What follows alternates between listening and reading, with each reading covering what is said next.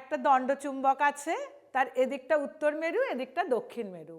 এবার আমি এই চুম্বকটার কাছে এক টুকরো লোহাকে আনলাম। কি হলো? লোহাটা চুম্বকের গায়ে আটকে গেল। আসলে কি হয় জানো? চুম্বকের উত্তর মেরুর দিকে লোহার যে প্রান্তটা থাকে সেই প্রান্তটাতে দক্ষিণ মেরু সৃষ্টি হয়, আর তার দূরের প্রান্তটাতে তৈরি হয় উত্তর মেরু। আমরা তো জানি চুম্বকের দুটো বিপরীত মেরু পরস্পরকে আকর্ষণ করে, তাই জন্য এই উত্তর মেরু আর এই দক্ষিণ মেরু একে আকর্ষণ করছে বলে লেগে যাচ্ছে। কিন্তু মনে রাখবে, লোহাটার এই যে চৌম্বক ধর্মটা, এটা কিন্তু সাময়িক। আমি যদি চুম্বকটাকে এর থেকে সরিয়ে নিয়ে যাই, এ কিন্তু আবার আগের লোহায় ফিরে আসে। তাহলে এবার বোঝা গেল তো, চুম্বকের এই বিশেষ ধর্মটাকেই আমরা বলি চৌম্বক আবেশ।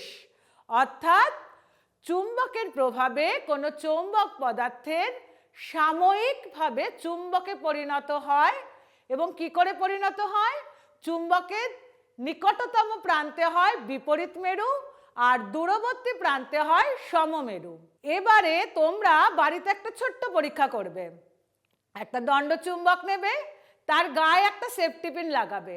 এবারে আর একটা সেফটি পিনকে নিয়ে ওই সেফটি পিনের শেষ প্রান্তে নিয়ে গিয়ে দেখো তো দুটো সেফটি পিন জোড়া লাগে কিনা।